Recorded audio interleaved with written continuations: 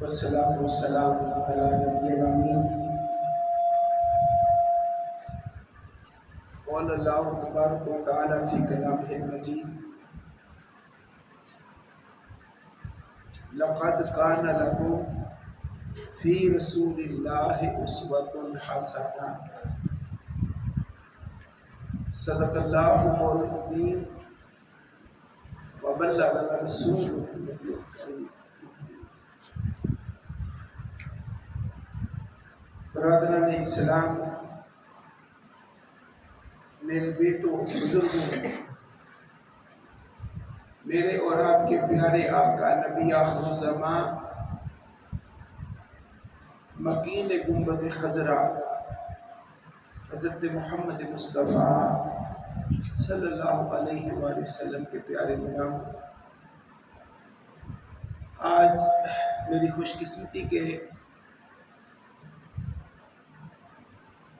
جمعہ مبارکین پاک مبارک اور سعید گھڑیوں میں آپ کی خدمت میں حاضر ہونے کا موقع ملا، اور ایک رول اس میں عالم نبیل فاضل جلیل تحریک منہاج قرآن کے جام باز مجاہد محترم شوکت مصطفی صاحب دامت برکاتہ وسیلہ بنے ان کی محبت کے آپ کی زیارت کا موقع ملا۔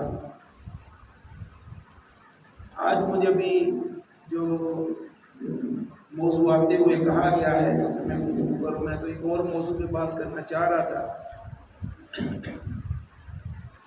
لیکن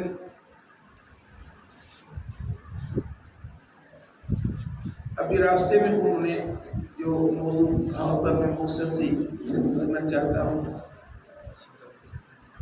اور وہ موضوع ہے کہ ہم آقا علیہ السلام کا میلاد تو منا رہے ہیں، اور یہ خوشی ہمارے ایمان کا حصہ ہے۔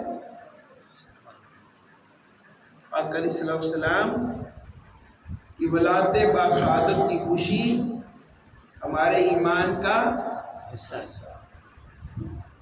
اللہ رب العزت کا اس میں پیغام بھی ہے کہ میرے اس فضل اور رحمت کے مل جانے پر اہل ایمان خوشیاں منائیں، فَلْيَفْرَحُوا۔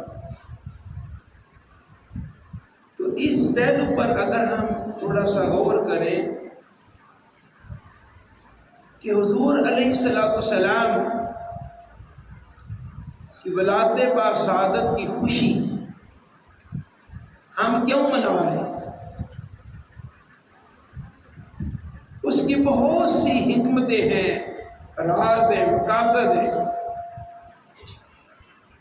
لیکن ایک بڑا مقصد اس ساری ایکٹیویٹی میں اندر کار فرما ہے کہ ہم پیسوں کی کلیکشن کرتے ہیں، بہت زیادہ سٹرگل کرتے ہیں، اور پھر اس میں جنڈیاں لگاتے ہیں، کمکم لگاتے ہیں، گلیاں بازار اللہ کے گھر سجاتے ہیں، کھان کا اہتمام کرتے ہیں، اور پھر علماء کو ہم جیسے جو دین کے نوکر ہیں ہمیں بلاتے ہیں۔ اصل محبت تو آپ کی ہے جی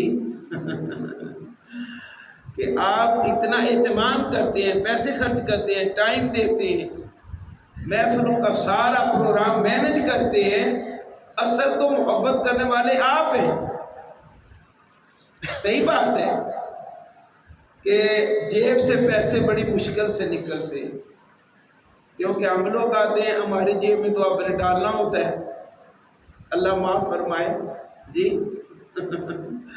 کیونکہ مال جیب میں ڈالنا اچھا نہیں لگتا ہے، نکالنا اچھا نہیں لگتا، انسان کی فطرت، آتا ہوا اچھا لگتا ہے، جاتا ہوا اچھا نہیں لگتا۔ بھئی اصل تو خوش نصیب آپ ہیں، مخلص لوگ تو آپ ہیں اپنی محبت میں جو اللہ اور اس کے رسول اور دین کے ساتھ ہے، کہ اتنا اہتمام کرتے ہیں، اتنا ادب، اتنی محبت، اتنی رسپیکٹ آپ دیتے ہیں. تو یہ سارا اہتمام جتنا بھی ہم میلاد النبی صلی اللہ علیہ وسلم کے لیے کرتے ہیں، اس کے پیچھے اور بہت سارے مقاصد میں سے ایک بڑا مقصد یہ ہے کہ حضور علیہ السلام کی محبت ہمارے سینوں میں اور مضبوط ہو اور زیادہ ہو.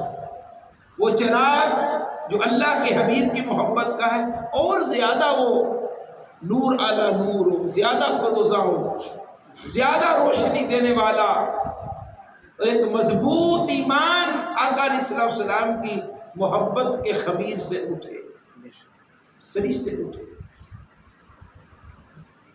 اب ہوتا کیا ہے کہ ہم دنیا میں آئے ہیں، ہم دنیا میں، یہ میری بات ذرا بڑے دھیان سے سمجھ کے اپنے اندر اتارنی ہے کہ یہ ساری ایکٹیویٹی جو ہم کرتے ہیں، سارا اتنا زیادہ اہتمام کرتے ہیں،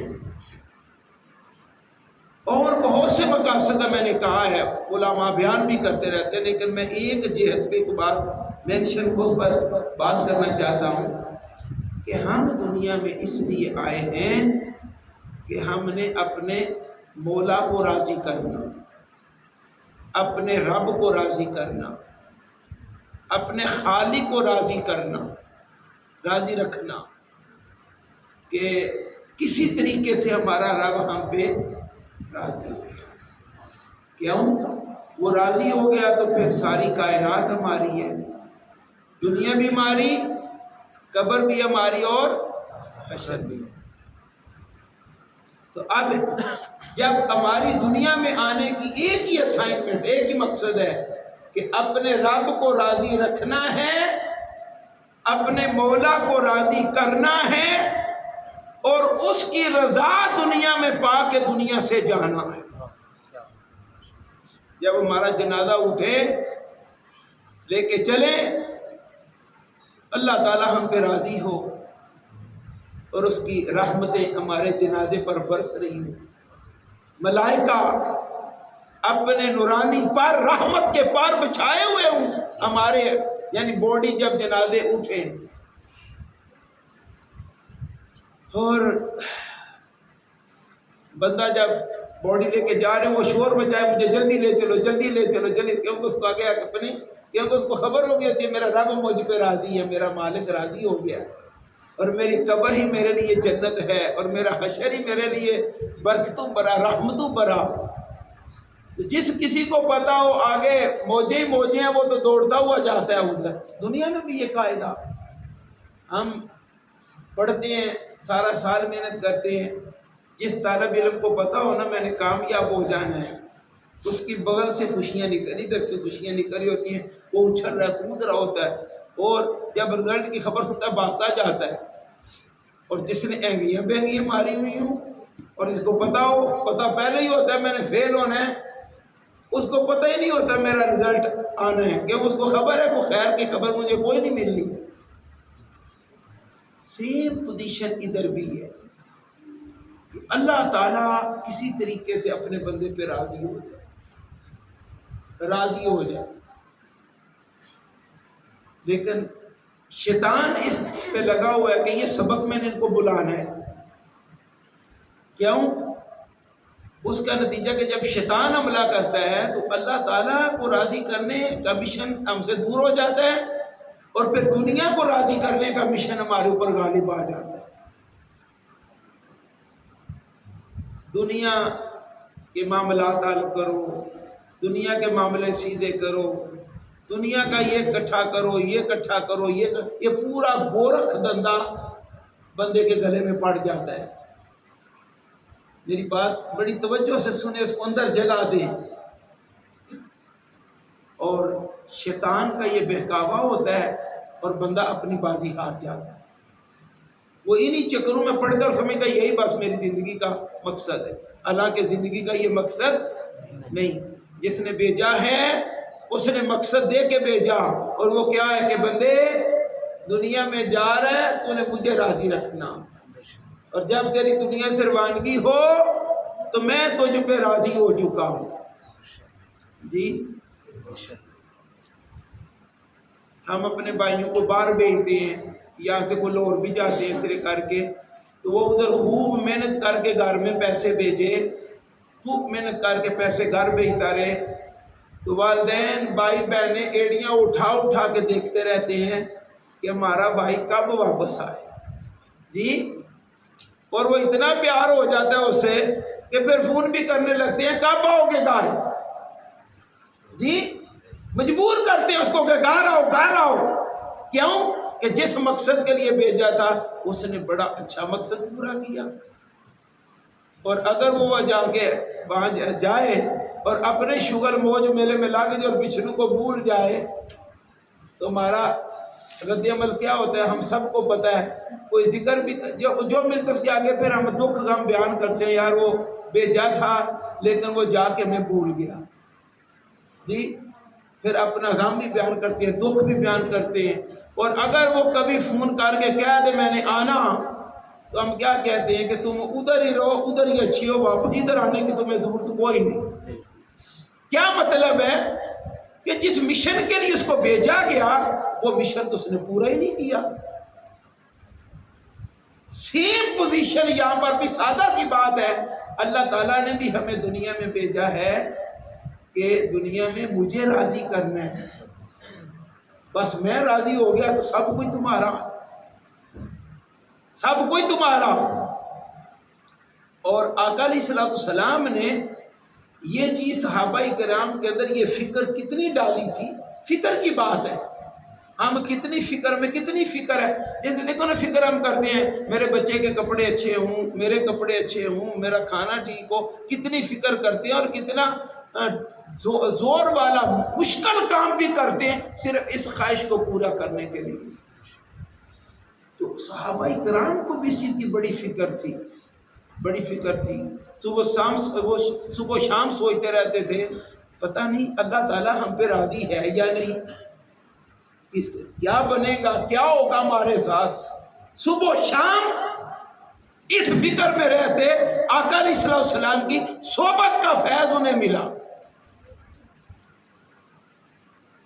تو ایک دن ایک نے سوال کر دیا، بارگاہ رسالت میں عرض کی یا رسول اللہ صلی اللہ علیہ وسلم ہمیں کیسے پتہ چلے کہ اللہ تعالیٰ اس وقت ہمارے اوپر راضی ہے بھی یا نہیں، کیونکہ نہ تو وہ دیکھنے میں آتا ہے، اللہ تعالیٰ دیکھنے میں، اللہ تعالیٰ فرماتا ہے میں تو تمہیں دیکھتا ہوں لیکن تمہاری آنکھیں مجھے نہیں پا سکتی، میں تمہیں دیکھتا ہوں لیکن تمہاری آنکھیں مجھے نہیں پا سکتی۔ تو صحابہ کرام کو فکر تھی، اسی لیے تو وہ آقا علیہ السلام کی بارگاہ اقدس میں عرض کرتے ہیں کہ یا رسول اللہ صلی اللہ علیہ وسلم ہمیں کوئی طریقہ، کوئی میتھڈولوجی، کوئی ایسا صاحب ہمیں بنائے، ہمیں پتہ چل جائے کہ اللہ تعالیٰ ہمارے اوپر راضی بھی ہے یا نہیں۔ یہ صحیح بخاری شریف باب شہادہ کی حدیث پاک، میں نے پہلے بھی آج یہ حوالہ دیا، ایک اور جگہ پہ میرا پروگرام تھا۔ تو آقا علیہ السلام نے بڑا آسان ٹیسٹ دے دیا اللہ تعالیٰ کی رضا کو چیک کرنے کا کہ اللہ تعالیٰ ہمارے اوپر راضی ہے یا نہیں، کیونکہ وہ نظر بھی نہیں آتا، ملاقات بھی نہیں ہوتی، سوال کر کے پوچھ بھی نہیں سکتے کہ مولا بتا، اے وہ اندر بھی اور باہر بھی ہر طرف ہے۔ اینما تولوا فثم وجہ اللہ، تم جدھر دیکھو ادھر تمہارا رب موجود ہے۔ اللہ تعالیٰ کا اللہ فرمایا جدھر بھی تم دیکھو نگاہ اٹھاؤ تمہارا رب ادھر موجود ہے۔ جگ میں آ کے ادھر ادھر دیکھا تو ہی نظر آیا جدھر دیکھا، وہ نظر پیدا ہو جائے تو پھر اسی کے جلوے ہر سو نظر آتے، وہ آنکھ پیدا کرنے کی ضرورت ہے۔ آقا علیہ السلام کی بارگاہ میں سوال ہوا تو آپ نے فرمایا میرے غلام یہ قیامت تک، کیونکہ جسے پر محفوظ ہوگی اور ہمارے لیے بھی پیغام آج بھی، فرمایا میرے غلام اپنے علاقے میں جا، جس بستی میں تو رہتا ہے، جن لوگوں میں جس محلے میں تو رہتا ہے، صبح شام اٹھتا ہے بیٹھتا ہے، ان سے جا کے پوچھ کہ وہ تیرے بارے میں کیا رائے رکھتے ہیں۔ اگر وہ رائے اچھی رکھتے ہیں تو سمجھ لو کہ تیرا رب تجھ پہ راضی ہے، اور اگر وہ تیرے بارے میں رائے بری رکھتے ہیں تو سمجھ لے کہ اللہ رب العزت کے حضور بھی تو برا ہی ہے۔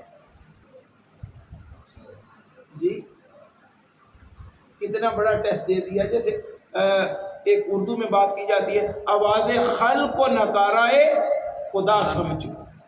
خلق جو کہتی ہے وہ اللہ تعالیٰ کی آواز ہوتی، دشمن ایک ہوتا ہے، دو ہوتے ہیں، اسدی ایک دو چار ہوتے ہیں، مجموعی طور پہ ساری کمیونٹی غلط گواہی نہیں دیتی۔ اور ہمیں چاہیے کہ ہم اس حدیث پاک کو فکر کریں کہ جن لوگوں میں رہتے ہیں لوگ میرے بارے میں کیا رائے رکھتے ہیں۔ اللہ تعالیٰ کی انبیاء کی یہ سنت رہی۔ حضرت داؤد علیہ السلام جو بادشاہ تھے، سلیمان علیہ السلام کے والد محترم، اللہ کے نبی، وہ اپنا لباس بدل کر، ہدیہ بدل کر لوگوں میں مجمع میں چلے جاتے اور جا کر لوگوں سے پوچھتے کہ بتاؤ کہ داؤد کیسا بندہ ہے۔ جی یہ بات چھوٹی نہیں ہے۔ اولیاء بدل کے، کیونکہ اولیاء کے ساتھ یار کہتا ہے اللہ کے پیغمبر ہو تو بہت اچھے ہو۔ اولیاء بدل کر کیموفلاج کر کے چلے جاتے، کچھ آب لگا کے، اور جا کے مجمع میں گھس جاتے اور جا کر لوگوں سے پوچھتے کہ داؤد کیسا بندہ ہے۔ تو ظاہر ہے جس چیز کو خبر ہوتی وہ پھر آگے سے رائے دیتا۔ ایک دن جبرائیل امی علیہ السلام اس لائن میں کھڑے ہو گئے جدھر پوچھتے جا رہے تھے ایک ایک سے کہ داؤد کیسا بندہ ہے، داؤد کیسا بندہ ہے۔ جبرائیل امی علیہ السلام بشری لبادے میں لائن میں کھڑے ہو گئے۔ تو جب پوچھتے پوچھتے ان تک پہنچے نا تو ان سے سوال کیا کہ داؤد کیسا بندہ؟ تو جبرائیل امی علیہ السلام نے فرمایا داؤد بہت اچھا بندہ ہے، لیکن ایک کام ان کا ٹھیک نہیں۔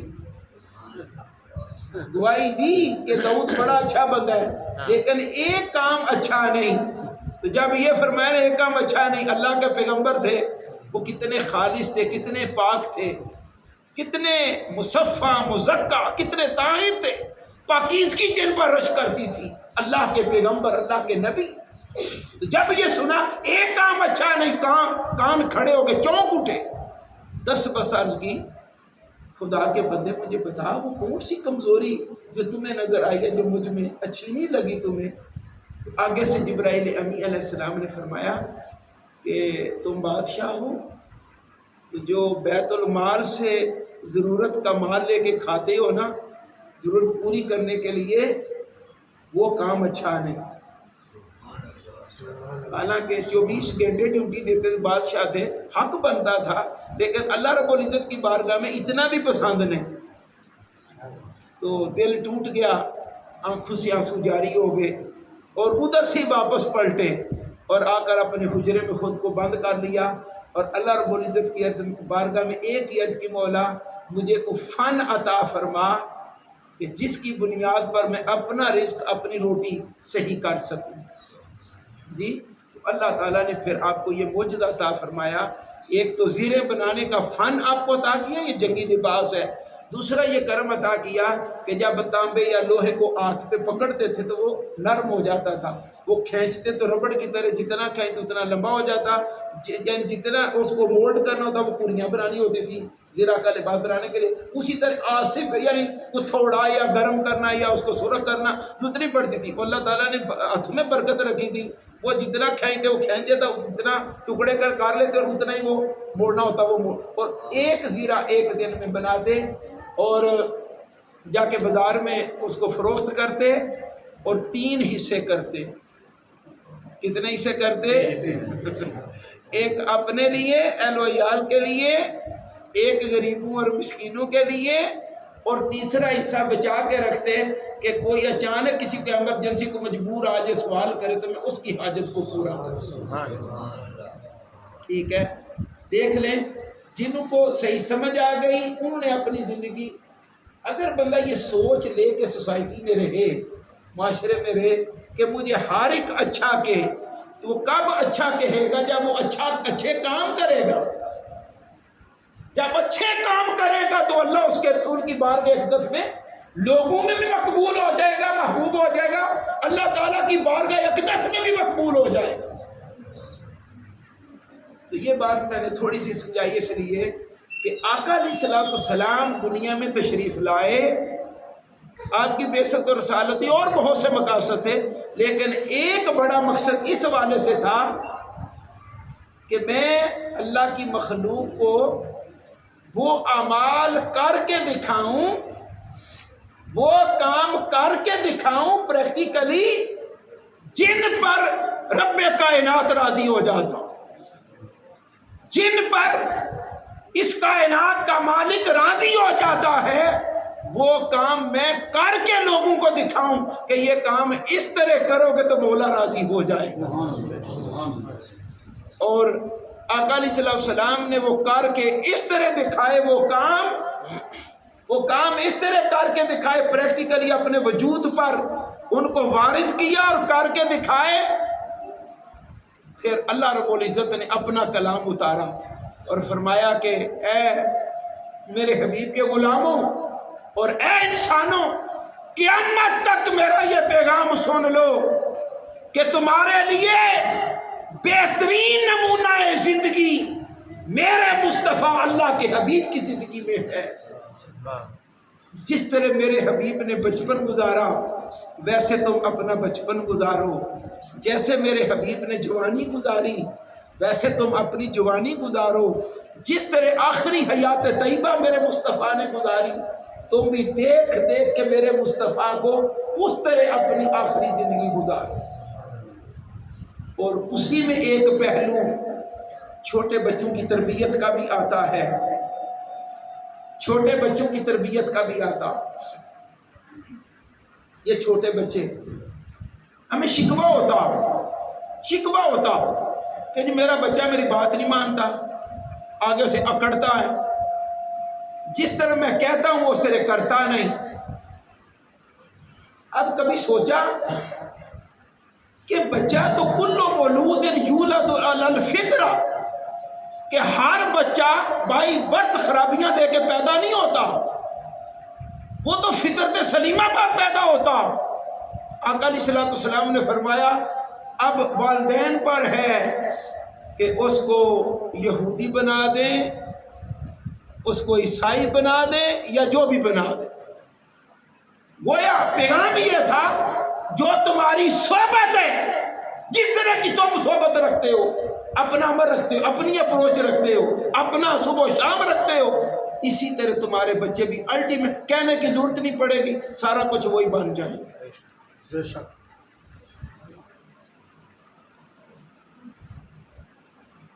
اس میں ہم غافل ہیں، اپنے عمل میں بھی ہم غافل ہیں، اور پھر بچوں کے والے سے بھی آگے غافل ہیں، اتنی توجہ دینے کے والے سے ہم نہیں سمجھتے۔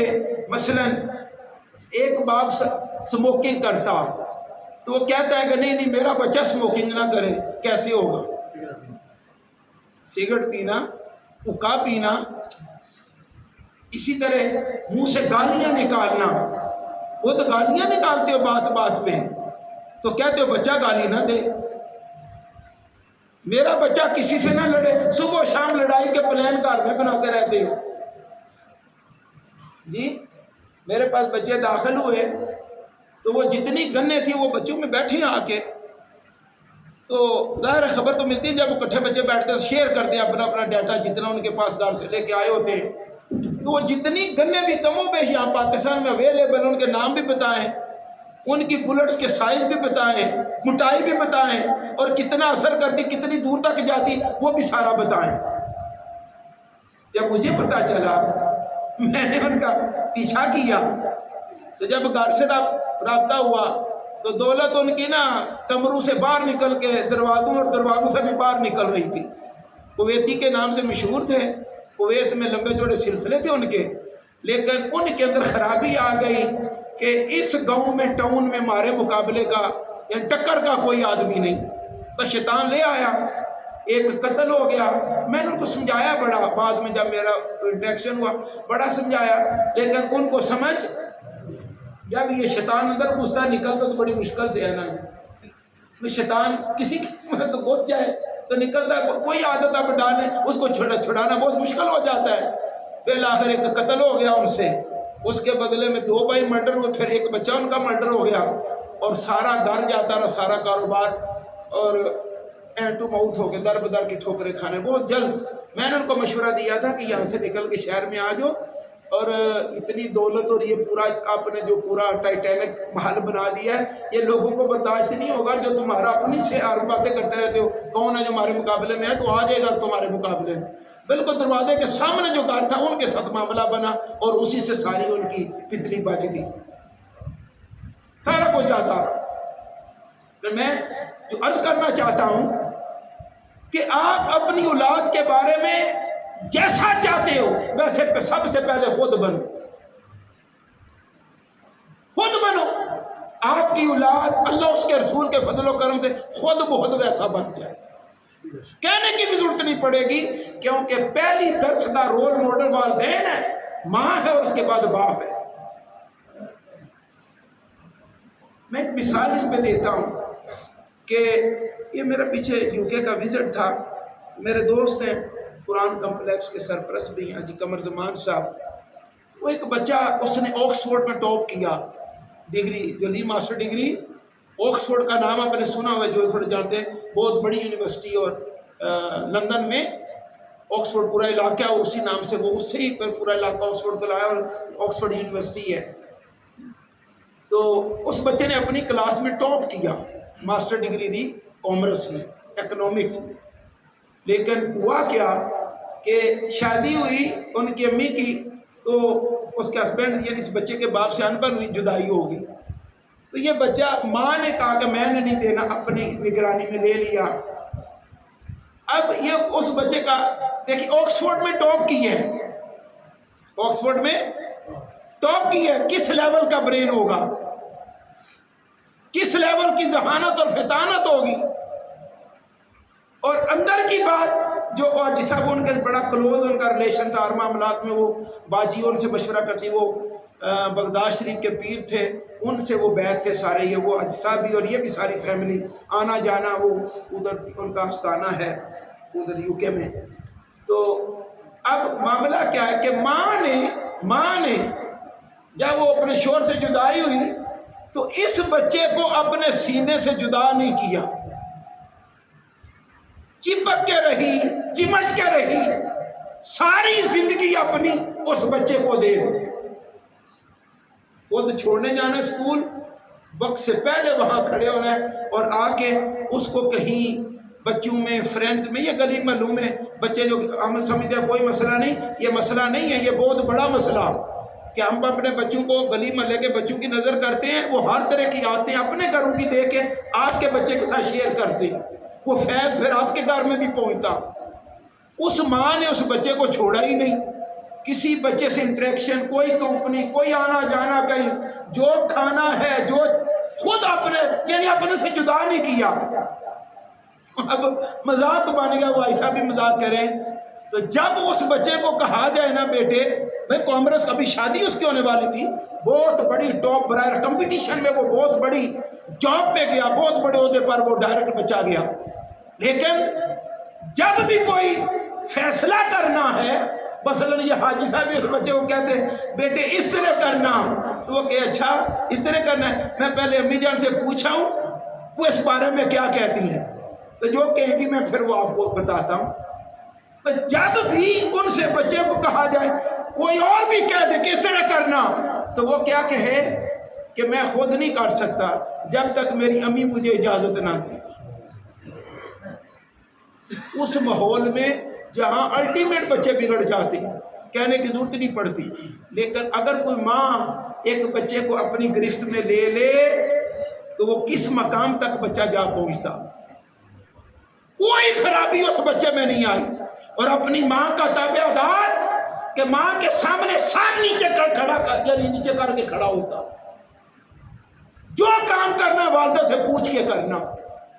ایک ماں اگر یہ ذمہ داری صحیح ادا کرے تو آکسفورڈ میں ٹاپ کرنے والا بچہ بھی سر جھکا کے اس کے سامنے کھڑا.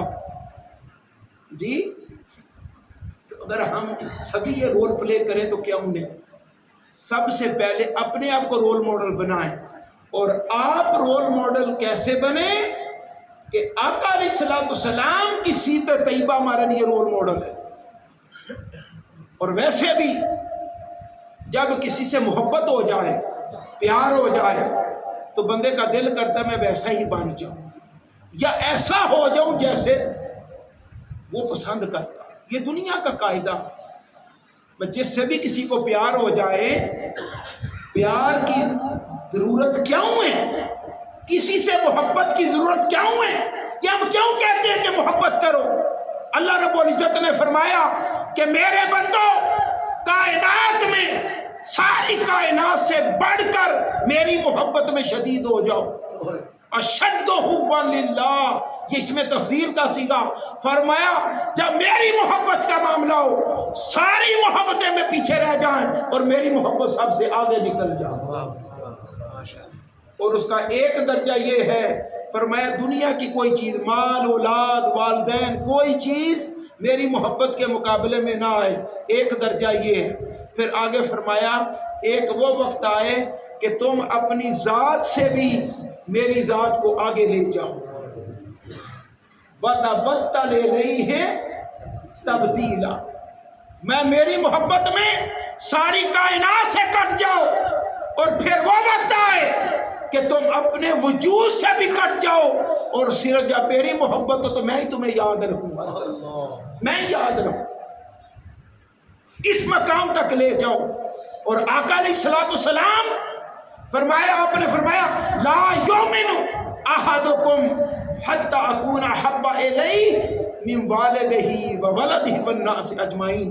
فرمایا میرے غلاموں، تم میں سے کوئی ایک بھی اس وقت تک مومن نہیں ہو سکتا جب تک اپنے والدین، اپنی اولاد اور تمام انسانوں سے، بلکہ یہاں تک اگلی روایت میں آتا اپنی جان سے بھی زیادہ مجھے عزیز نہ کر، زیادہ محبوب نہ کر.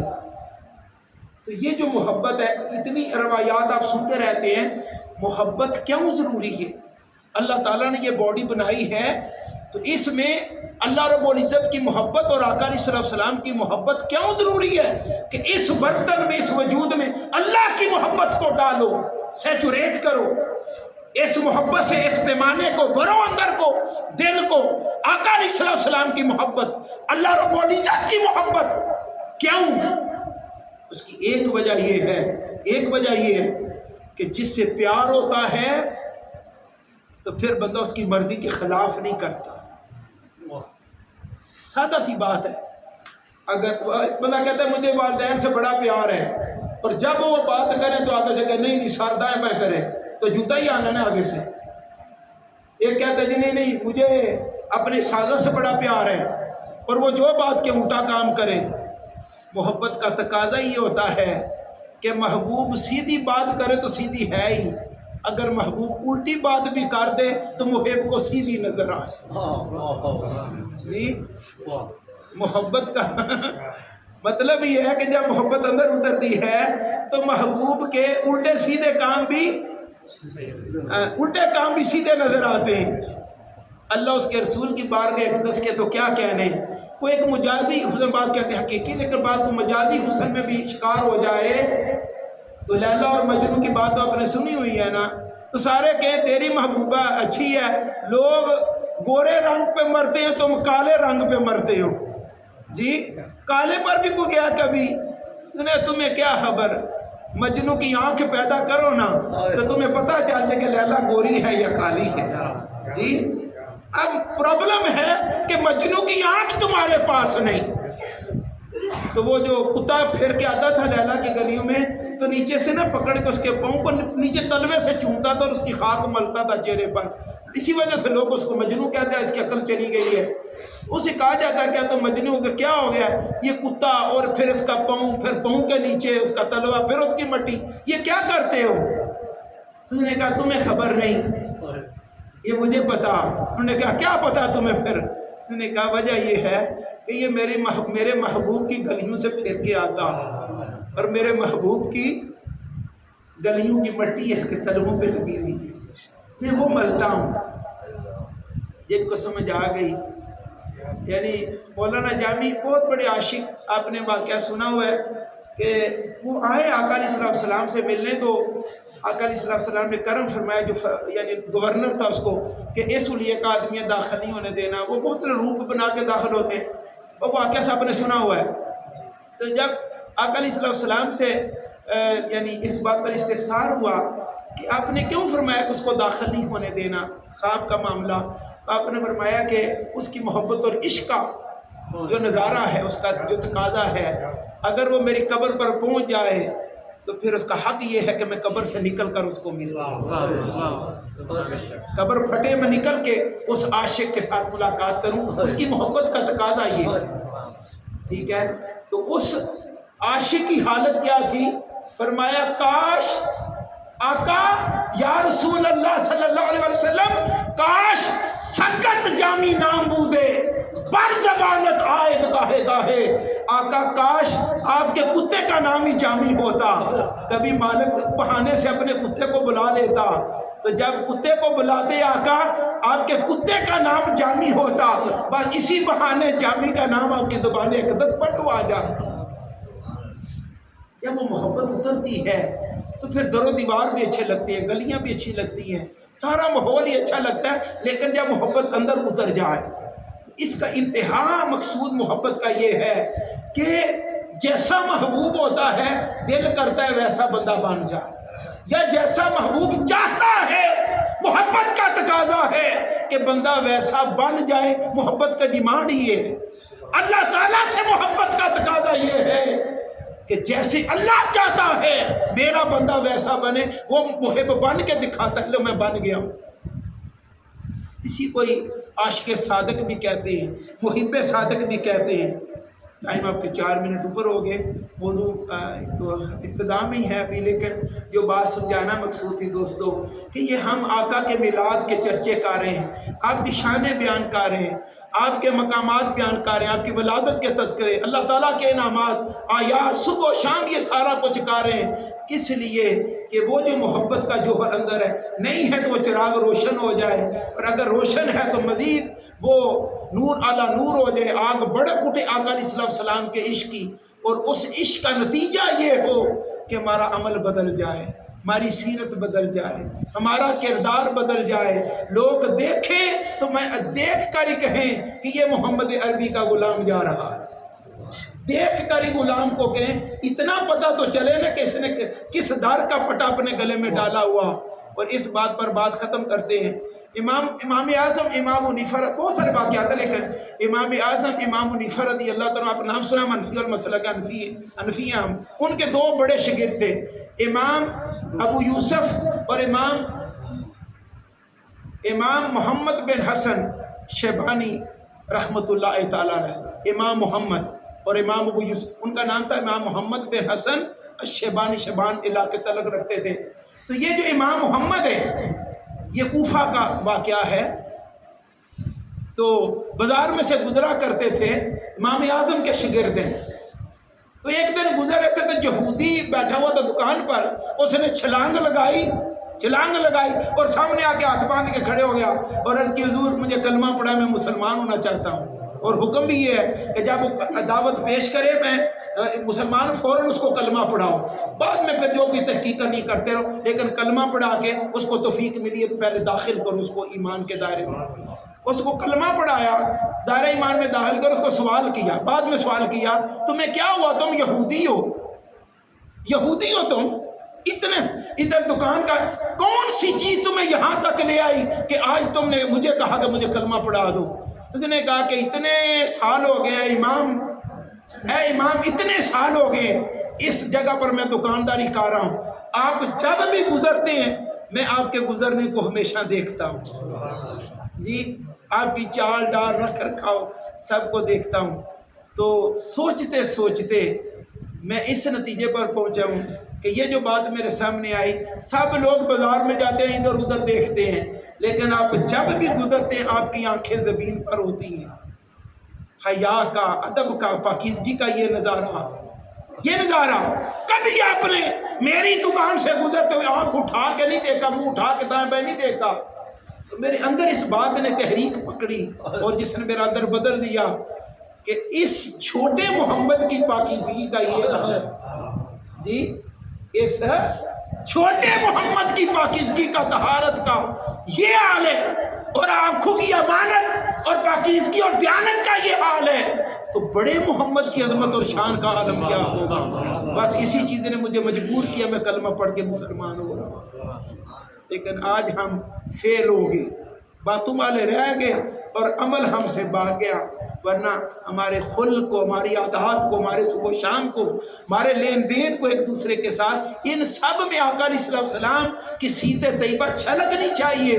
اسی لیے اللہ رب العزت نے فرمایا لَقَدْ كَانَ لَكُمْ فی رسول اللہ اسوۃ حسنہ، تمہارے لیے بہترین نمونہ زندگی، رول ماڈل اللہ کے رسول حضرت محمد مصطفیٰ صلی اللہ علیہ وسلم کی زندگی ہے۔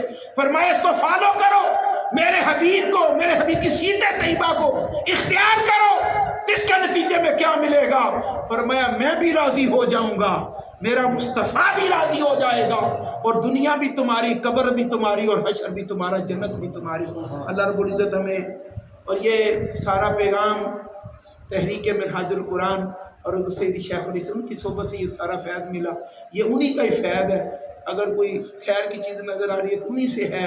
یہ منہاج القرآن، قرآن کا راستہ، اس میں آؤ، اس کے اندر داخل ہو، ممبرشپ اختیار کریں، 6 مہینے سال بعد یہ باتیں جو میں کر رہا ہوں آپ بھی کرنے لگ جائیں گے۔ یہ فیض، یہ احسان اللہ رب العزت میں حق بات سمجھنے، اس پر عمل کرنے کی توفیق عطا فرمائے۔ وما علینا الا البلاغ۔